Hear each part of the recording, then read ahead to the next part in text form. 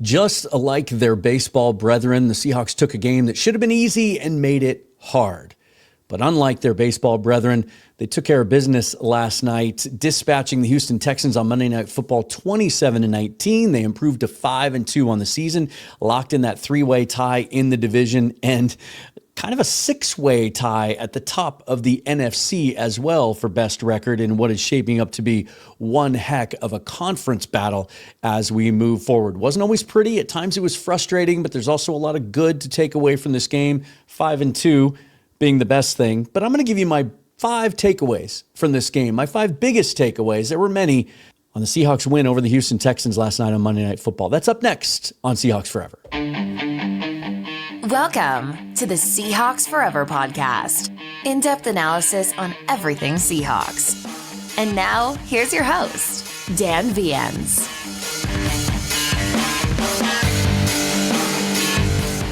This episode brought to you by the Sleeper app, the #1 fastest growing sports app out there for a reason. I absolutely love it. Although I didn't like the results of my picks last night, my 4 picks in the Seahawks game, only got one of them right. That was Elijah Arroyo, over 13.5 receiving yards. It looked good early and then kind of leveled off from there. Ernest Jones had a big night, but did not get over 4.5 solo tackles. Woody Marks of the Texans did score a touchdown. I had the under on that. And then A.J. Barner, I had over 26.5 yards.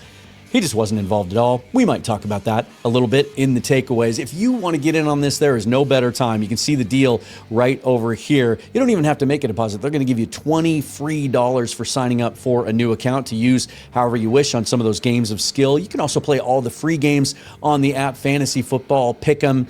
Many of you are in the Seahawks Forever Pick'em League as well. But if you do want to play some of those games of skill, well, they're going to match your first deposit up to $100, 100% if you use that promo code FOREVER. Check out the Sleeper app today. All right, you guys. Apologies again for last night. I know it was late, and maybe many of you wouldn't have been able to hop on to the live post-game show anyway, and it was a long and emotional day in Seattle sports. Not going to talk about that here. I will talk about that a little later today on Mariners Forever, do a little season wrap-up, and just a little heads up, by the way. I know we didn't stick with it. We kind of started halfway through the season, and then schedules got in the way with Michael and I, but I am going to carry forward with Mariners Forever starting now and heading into the offseason, which is kind of the most fun part of the year for me. I love that stuff, and you know I do in football, I do in baseball as well. And that stuff gets started quickly. I mean, 10 days after the World Series ends, you can start to sign free agents. You can make trades before that. And so Mariners Forever is going to be a full-time thing, at least weekly episodes, and more if warranted by breaking news and other things.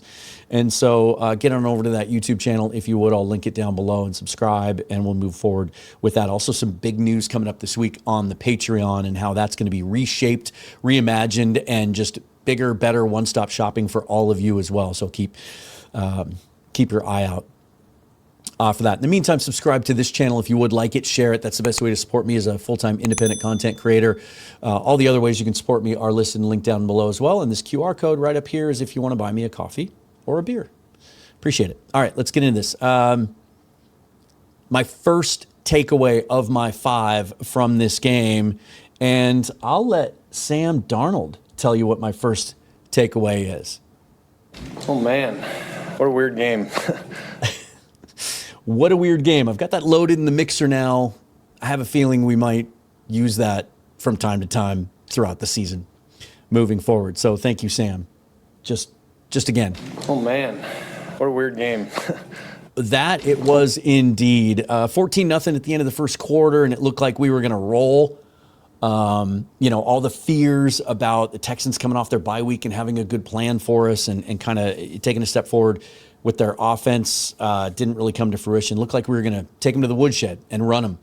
And then 2 things happened at the end of the first quarter. An ill-advised trick play. We'll address that in a little bit.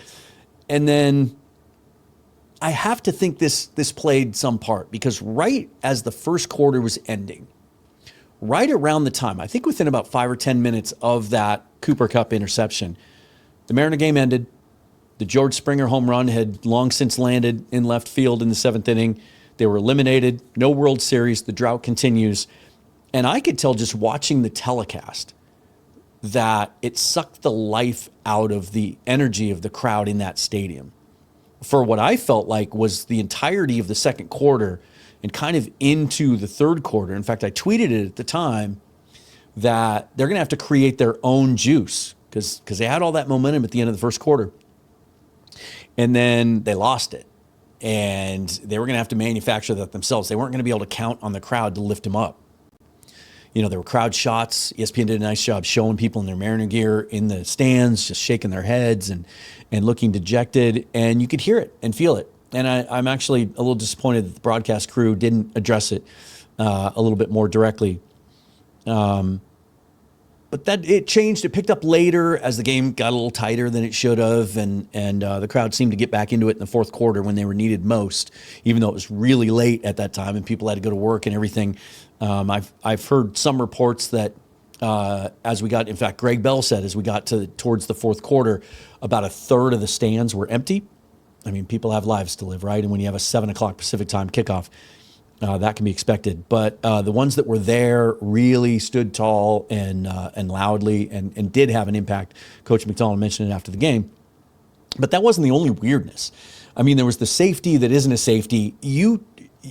I still haven't heard a good explanation of how you can be stopped on forward progress when you're going backwards. The way I look at that play is if C.J. Stroud had kept his balance and continued and gotten out of that tackle and scrambled, he could have done whatever he wanted to do. The play wasn't over. They didn't blow the play dead. And so I don't understand how you can have forward progress when you're going backwards. I have come to accept the safety rule over the last few years in terms of having to get the ball over the plane to get out of the end zone to avoid a safety. But that was a safety. The league can try to dress it up and justify it any way they can. That was a safety.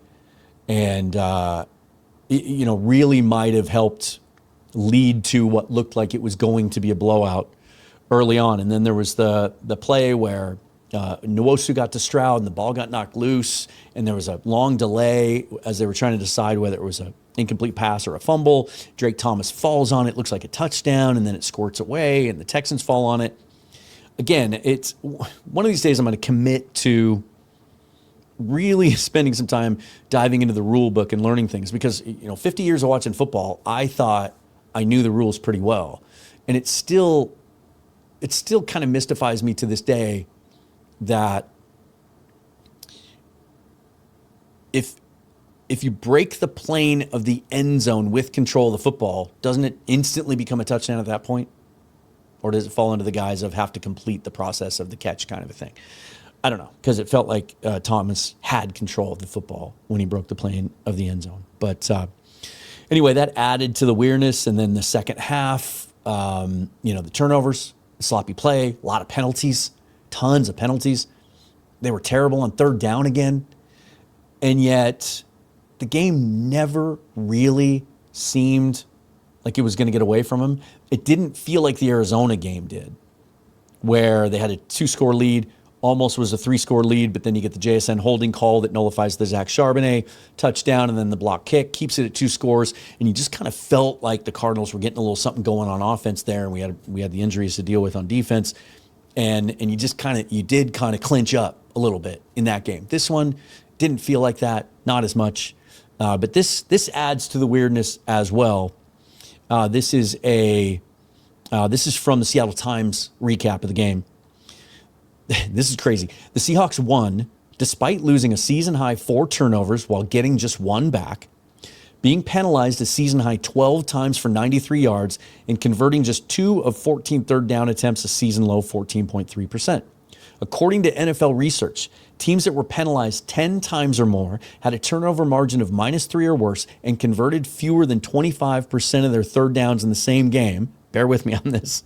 We're 0-31 since 2000 before the Seahawks pulled off the unlikely feat in a victory on Monday. So weird is the appropriate description for that, because they deserve as much praise for it as they do criticism for being sloppy. Because to overcome that and basically have the game under control throughout all 4 quarters. Pretty remarkable. My number 2 takeaway is, and this is a good one, this team's 5-2, and they're not synced yet. They've played 1 complete game against New Orleans Saints, but I wouldn't blame you if you dismiss that performance a little bit because of the quality of the opponent. We've seen who the Saints are. But Mike Macdonald addressed this after the game in the locker room, and I really like how this sounded and how he phrased this. Just imagine, man. Imagine when it's all 3 phases clicking, okay? Imagine, okay? And we're gonna attack the shit out of it. But that's how we operate, guys. We have each other's backs at all times, no flinch, okay? Let's play that again, because I don't know if it was loud enough at the beginning. Just imagine, man. Imagine when it's all 3 phases clicking, okay? Imagine, okay? And we're gonna attack the shit out of it. But that's how we operate, guys. We have each other's backs at all times, no flinch, okay? I mean, we've seen enough of Mike McDonald's coaching and leadership philosophy now to know that he's an optimist. He focuses on the positive. What did we do versus what we didn't do? There are times as a fan that I watch games like this and I think, I want to see McDonald get pissed. Like we saw that after the 49er game. He was pretty pissed in his media availabilities that week. But I kind of want to see him after a game like this. The fan in me wants him to go, hey, that's not good enough. I know we won and everything, but that's not good enough. And it does get a little old and repetitive seeing him go up to the podium after the game and go, hey, great win. Guys played hard. You know, we got some things to clean up and some process, but we're getting there. But that's his approach and that's his leadership style, and it clearly seems to be working. And that is one of my big takeaways, is they haven't put it all together yet against a good team. 49ers game. Offense started out well, but then went dormant for 2 quarters with some weird play calling there, and yet still had a chance to win on the last play of the game. The Steelers game. Offense didn't wake up until the second half, and then they stomped them. Cardinals game. Looked like a blowout. Defense this time let the Cardinals back into the game late. Ends up, tied, and we have to pull it out at the end. Buccaneers game, total defensive collapse, even though the offense on that day was good enough to beat just about anybody in the league. Jaguars game, again, offense not good enough early. There was no run game, got off to a slow start, and yet the defense kept him in the game. That was another game that was closer than it should have been. And then last night they have the 14-0 lead. Looks like a blowout. Should have been. Then they took the foot off the gas a little bit and sloppy. Maybe I shouldn't have said that. Take the foot off the gas implies that effort waned. It didn't. They just got sloppy. They should have put the Texans away, but they didn't. My third takeaway, Jaxon Smith-Njigba. If there was any question before last night, he is elite. And honestly, he might be the best receiver in the NFL this year. And as we go into next offseason, he will deservedly be in the conversation, provided things don't go off the rails the rest of this year, which I don't see it happening, and I'll tell you why in a second. But he'll be in that conversation with Jamar Chase and Amon-Ra St. Brown and Puka Nacua, Justin Jefferson, and deservedly so. Facing one of the elite corners in the league, in Derek Stingley Jr., who some think is the best cover corner in the league. There's Patrick Surtain, there's Derek Stingley. You can make a case for either. He didn't travel with JSN last night, which we thought might be the case. We talked to Paul Gallant about that in the preview show. But he was matched up against him several times, and Njigba beat him. Beat him for a touchdown. Beat him a couple of times. The numbers in the matchup,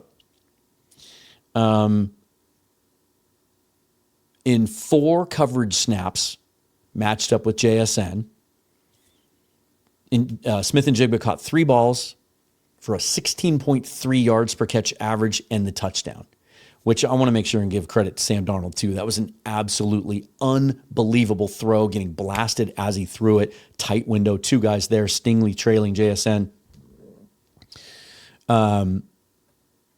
Look, the Texans had 2 weeks to get ready for this. And I talked earlier in the week about how they were going to have to find, get their other guys involved in this one, right? And it looked like early they were going to. Arroyo was definitely part of the game plan. Kupp had a big 32-yard catch. But once we got past the opening script, it seemed like Sam wasn't using his secondary weapons. But he didn't need to, because he was still, even late in the game, in that last drive even, when they needed, on the fourth down throw, like when they needed it, he still was able to find JSN. Even though a D'Amico Ryans-led team, and I know he doesn't call the defensive plays, but it's his defense, that was only giving up 12 points a game coming into this one. Tops in the NFL by a long shot. Couldn't cover JSN with 2 weeks to make a game plan. It was pretty remarkable. He is now 5th in the NFL in receptions. And keep in mind, well, I'll save that. 5th in receptions, 1st in yards by almost 200 over Jamar Chase. Just the 4 touchdowns. That's well off the pace. I think 7 is leads the league. But they're doing all this despite the fact that they run at the highest rate in the league. It's about 50-50. I haven't seen the full numbers again after last night's game, but last night was pretty balanced as well. They're only throwing it about 50% of the time. And yet he's leading the league in yards by 200. I mean, he might, with a good game on Sunday Night Football against the Commanders, he might break 1,000 yards 8 games into the season, halfway through the season. It's crazy. It's so much fun to watch. I've said this before, one of my favorite things about all sports is watching young players develop, and especially, as much as I'm a draft nerd, watching players, traits that you like on their college tape carry over and then develop in the pros, and to watch them take those skills and become a good pro with them. It's so much fun. And he's such a good dude. He deserves everything. He's got a chance to go down as the greatest receiver in Seahawks history. That's not hyperbole. And that includes Steve Largent, when he was retired, was the most decorated receiver of all time. Right? We've had some great receivers. Doug Baldwin was fantastic. And those off-season questions about whether the Seahawks were doing the right thing by moving on from DK Metcalf, and whether JSN could play outside or not, whether he's just a slot guy, and how are you going to survive with 2 slot receivers in JSN and Kupp? We can put those to bed now, can't we? My 4th takeaway. Not my favorite Clint Kubiak performance. I have sung his praises this year. Outside of, the second and third quarter in the 49ers game, that's been well documented. We've all been there. I think they outthought themselves. They got a little too cute. They kind of were expecting something from Robert Saleh with a whole offseason to prepare, and tried to kind of go against type a little bit, if you will. And then I had a couple of issues last week in the game with a couple of specific calls. But look, the trick play, I would put that Cooper Kupp trick play attempt in the same bucket as the Jalen Milroe plays we saw earlier, especially the one against the 49ers on the second play of the year. Why? Now, here's the explanation from Mike McDonald. We just want to stay aggressive. We want to keep the foot on the gas. That's really where it came from. Trust Cooper. Have to trust Cooper Kupp, right? I think he's earned that. Look, you don't like the result of the play, but we want to stay aggressive, keep the foot on the gas. I have problems with this quote. As much as I love Coach McDonald, have to trust Cooper Kupp. He was 0 for 4 in his career on attempted passes. Keep your foot on the gas. You know how you keep your foot on the gas? You let your quarterback, who's starting the game red hot and has a 14-0 lead and is moving the team right down the field and is playing at an all-pro level, you let him throw the football because it's working. That's how you keep your foot on the gas. You don't keep your foot on the gas by asking someone to do something they're not used to doing. No matter how much you think that the play design might have worked, and it didn't really look like it was there anyway, but to trust a receiver to make good decisions when he's pressured. When he doesn't do it all the time, I thought it was dumb. Thank goodness it didn't cost them the game.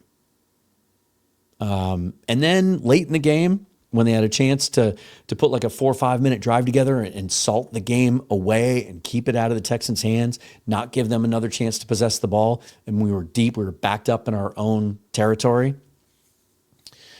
What are we doing throwing the football there? I don't care if you run it 3 times up the gut and you don't get a first down. You run time off the clock. You give Michael Dixon a better opportunity to punt it. As a result, we end up getting sacked and fumbled and give them a touchdown and make it a 1-score game. I thought that was really stupid. Now, don't get me wrong. I'm still extremely bullish on Kubiak, the system, the scheme, how it's operating. Just no play caller is going to be perfect. There's going to be good games and bad games, even for the guys that are considered to be the elite of the elite out there, right? Kyle Shanahan, for my goodness sakes, takes a lot of criticism for some of the calls he's made over the years. Sean McVay as well. So it happens. So don't make too much of this. It's one of my takeaways. Did not like everything about that performance last night. Thankful that it didn't cost us a win. And then my 5th takeaway, I'm going to tie this back into the show I did on Friday, talking about Riq Woolen and what his future is. Is he going to stay? Is he going to go? Do you trade him by the deadline on November 4th? Do you keep him and let him walk in free agency? Do you extend him? He's not going anywhere. Riq Woolen is here to stay. Played his best game of the year last night. We weren't sure what his role was going to be. Was he even going to start? Because we thought Devin Witherspoon was going to play. Full participation in practice on Friday. We thought he was going to play, and he didn't. He wasn't active. Neither was Julian Love. So we didn't really get to find out. However, Darian Kendrick didn't play at all in this game. Riq played 99% of the snaps in this game. Played all but 1 snap. So it was he and Job, and then Emenwari in the slot full time. That was it. That was the lineup last night. And they were in it the whole game with Emenwari playing that big slot. He played 93% of the snaps. Emenwari did. And I thought Riq was great. They only gave him credit for 2 pass breakups. I saw 3. He was in tight coverage the whole game. No dumb penalties, even though, they threw at him a couple times. And you always, you still, because of week 1, little PTSD, you still kind of clench up a little bit, right? When the ball's thrown his way and he's in tight coverage deep, like, don't get a penalty there. He didn't. Came up and made some plays in the run game. And kind of looked like the body language was better. Like he was feeling it a little bit. And based on some of the things that Mike McDonald said leading up to this game about his future isn't in doubt with me, he's kicking butt. Not only do you not trade him by November 4th, because this is a team that thinks that they can win the NFC West, maybe the NFC, and you're not going to trade your best cover corner.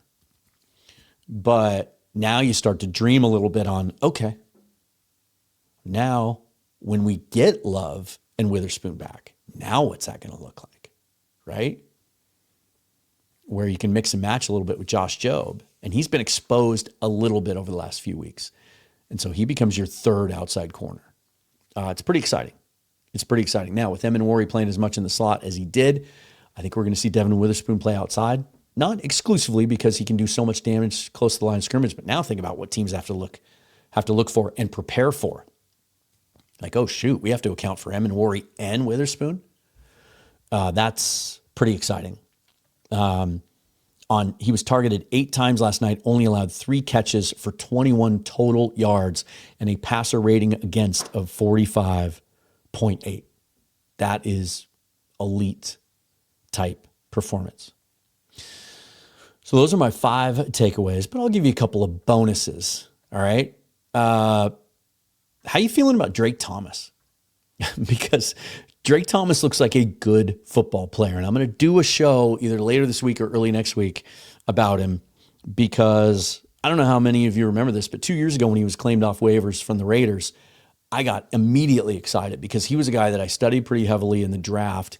Knew he was going to be a late day 3 or an undrafted guy because the athletic testing traits weren't going to be there, but just really liked what I saw on tape. And so I did a video.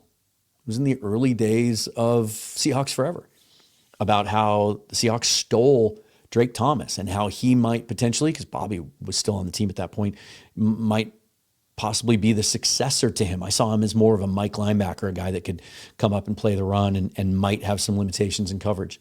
Didn't exactly see him being the full-time Will. I took a lot of heat for that. Like, what are you talking about? Bobby's going to play forever kind of a thing. But to this day, it is the most viewed video in my history, like 30,000 views. Wish I could get a few more of those each month. So we're going to revisit that. I'm going to go back and pull some things from that and then look at some tape. He was good. It was a snap share after about week 3 or 4. He and Tyrese Knight spent a couple of weeks basically splitting snaps 50-50. And then last week he was the guy. And this week he was the guy again. 89% snap share, which doesn't just mean 89% of the time that the weak side linebacker was needed on the field. That's 89% of all defensive snaps. So he was out there in coverage situations and run situations. He's flying around. 5 tackles, 2 tackles for loss. He's making plays, 3 passes defensed, including maybe the play of the night when they stood up on that and stopped him on downs when they were in the red zone, and that pass deflection dropping into his zone in the end zone. Was brilliant, and he got to the quarterback once. 1 quarterback hit. He was targeted 10 times, allowed 5 catches for a passer rating against of 61.6, and the knock on him was maybe not very good in coverage. Even going back to last year when it was kind of a surprise that he made the final 53-man roster, given that he had just been activated off the injured list like a week before cutdown day last year, if you remember that. But we heard about how much the coaches loved his brain. Well, now it looks like he's got the talent to stay on the field as well. And I know a lot of people wanted us to go try and find another linebacker before the trade deadline. But, man, I'm telling you, Drake Thomas is a big part of what they're doing right now on defense, and I'm not taking him out of the lineup. It's fun to watch. I think it's really fun to watch. The other takeaway I would have is that the defense is only going to get better. Mike McDonald confirmed after the game that coming out of the bye, the Sunday night game, at Washington, which, guys, I think I might go to that. It's a 5.5-hour drive from here. I can get a ticket for about $100 right now. It looks like maybe close to the game, it's a little less. My lady's going to be out of town. I might just shoot up there and go to that game and watch it in person. Anyway, Devin Witherspoon, Julian Love will be back. They're expected to be able to practice in full after the break, and Derek Hall. And that was great news because you see what this defensive line is doing now with a fully healthy Uchenna Nwosu, who looks as good as he's ever looked. And then DeMarcus Lawrence, who really has found his groove in the last couple of weeks, being asked to do a little bit more with Hall being out. I think Boye Mafe is going to be kind of on the outside looking in. His snap share is going to be significantly reduced. You get Derek Hall back in there and Spoon to go along with Riq Woolen playing better, Josh Jobe, Nick Emenwari flying around. Pretty exciting, right? Emenwari would be my other takeaway I almost went with. Like, outstanding. Outstanding. He's changing some minds. I reached out to see Mike Spin Move, right? Griffin Sturgeon, see if he wanted to come on the show over the next week or so, because he was a guy that was pretty tough on Emenwari coming out of the draft. Saw some strengths and saw some upside, but saw the limitations too. But he's feeling really good about what he's seeing on the field, and so we'll have a conversation about that. Haven't confirmed with him, but keep an eye out for that. He was flying around making plays. That ball that he broke on over the middle of the field to deflect away there's not many players in the league that would be able to recover that quickly. Not recover. He wasn't out of place. He just read it. His drop was sound, and he made a play on the ball. My first thought when I saw that was, that's going to play pretty well against the Rams because they love to kill us in the middle of the field. Now, C.J. Stroud's no Matt Stafford, but that was my first thought. Another takeaway, Darnold is still the highest rated quarterback in the league, and he's still pretty damn good, even on a night when he fumbled in the end zone, which was his fault. He decided to spin away to the left side, knowing that he had Will Anderson on that side and Charles Cross on an island. Instead of just like maybe trying to run forward and making sure it wasn't a safety, held onto the ball, or maybe tried to roll to the right because that's where the protection was sliding to. But also, I give a little bit of that to Kubiak for leaving Cross on an island in that situation when they're in shotgun and against Will Anderson, who's a stud. And a little bit of on Zach Charbonnet. Like his attempt to chip on Will Anderson on that play was pretty laughable. Didn't have an impact at all, but still. And then the interception that he threw, I thought was the one of his 4 interceptions this year that was just, shouldn't have thrown that. Bad interception. No excuse for it. No justification. It wasn't, you're not going to get into it was the right read. He just didn't. No, shouldn't have thrown it. That was a bad throw. But that was the first one of those kinds of interceptions he's had this year. And he was pinpoint. You know what he did on the next throw right after that interception, the next time he got a chance? Hit JSN down the left sideline on a ball that could not be thrown any better. Absolutely perfect throw. He has that Ted Lasso goldfish memory. He doesn't let things stick with him. He brushes off bad plays. It's so much fun. You heard Paul Gallant say on the show on Friday, maybe he's very high on Sam Darnold and was praising the way he's playing and his ascension as a quarterback, but said maybe against this defense with an extra week to prepare, maybe this is the week he kind of comes back down to earth. He was really, really good once again. Still the highest graded quarterback in PFF. He's now at 68.2% completion percentage, 1,754 yards, 12 touchdowns, 4 interceptions. That's an outstanding ratio for a guy that was known early in his career throwing too many picks. He's 5th in passer rating. He's 6th in QBR. Another outstanding game for him. And then my final kind of bonus takeaway from this is while the offensive line is still not perfect, and you can make a pretty strong case that you'd like to upgrade right guard and maybe center. Here's what I'll say about Jalen Sundell. Still really, really like the upside. There's 4 or 5 plays a game where you can see the lack of really, really stout anchor comes back to bite him, where he does get beat with power sometimes. But it's a play here or there.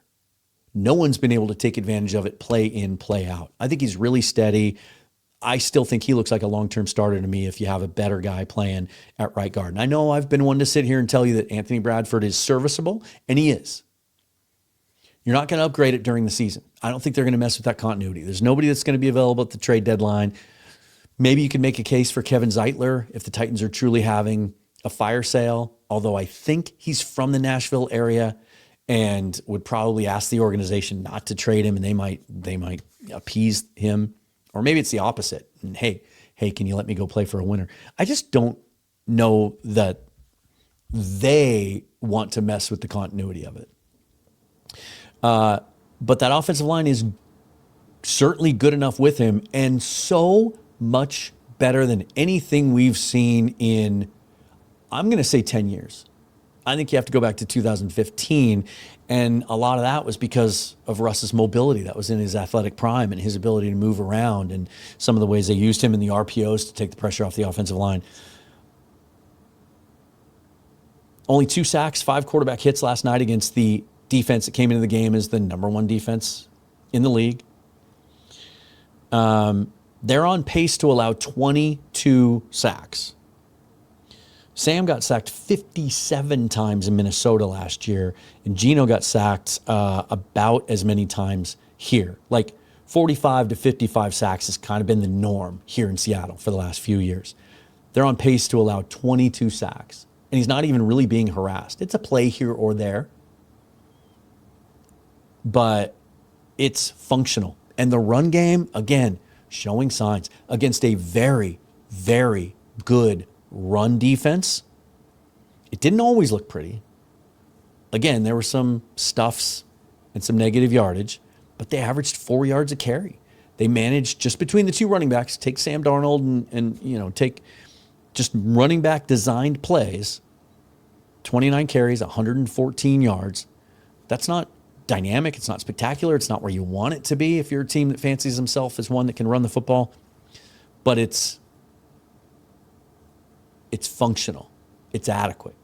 It gets the job done. And yet again, even though there were times that it felt like it wasn't going anywhere, Kubiak sticks with it.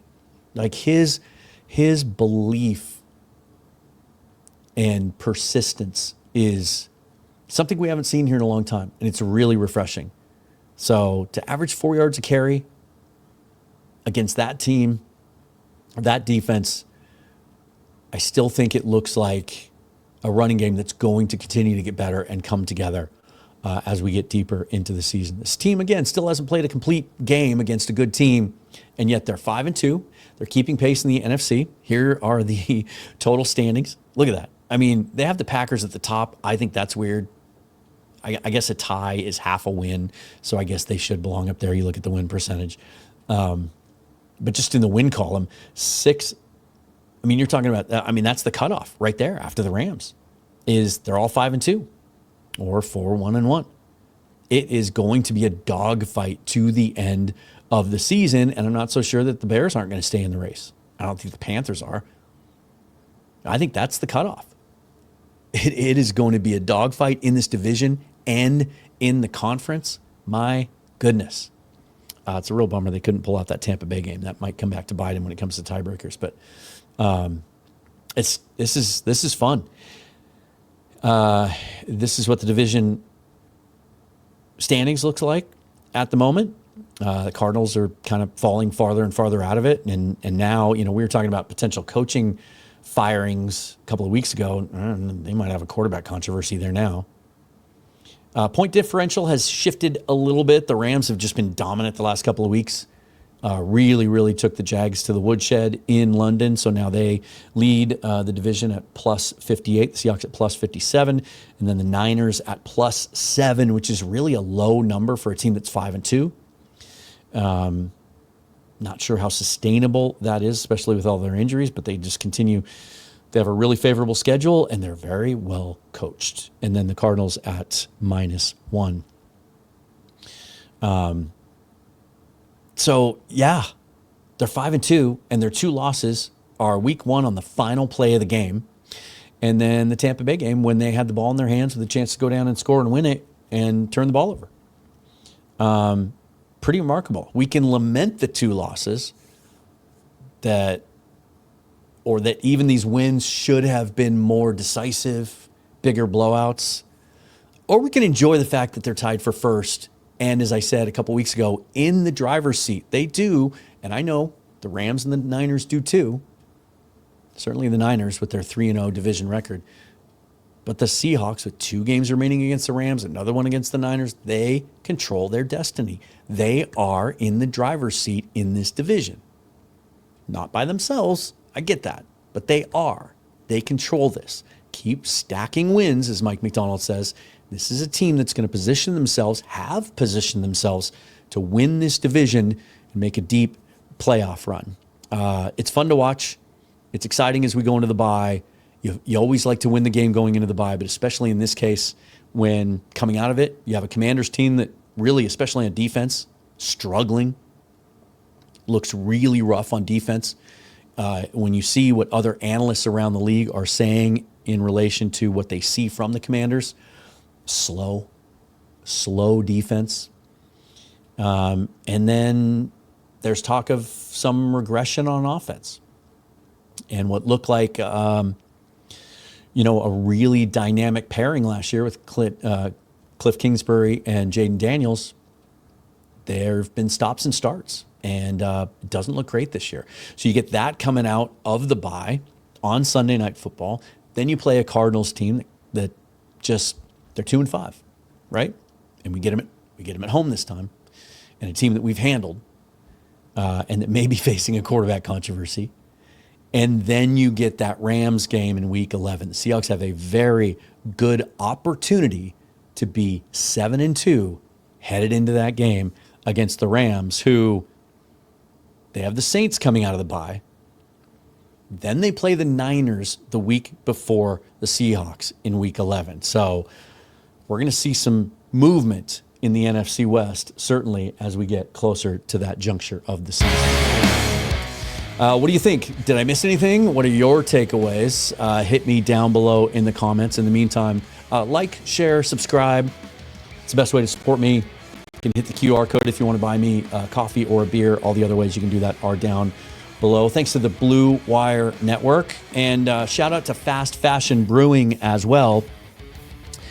Unfortunately, the Mariners season is over. Let me know if you took in any of their watch parties down there. But if you just happen to be down in Soto, just for any other reason, Sounder games, right?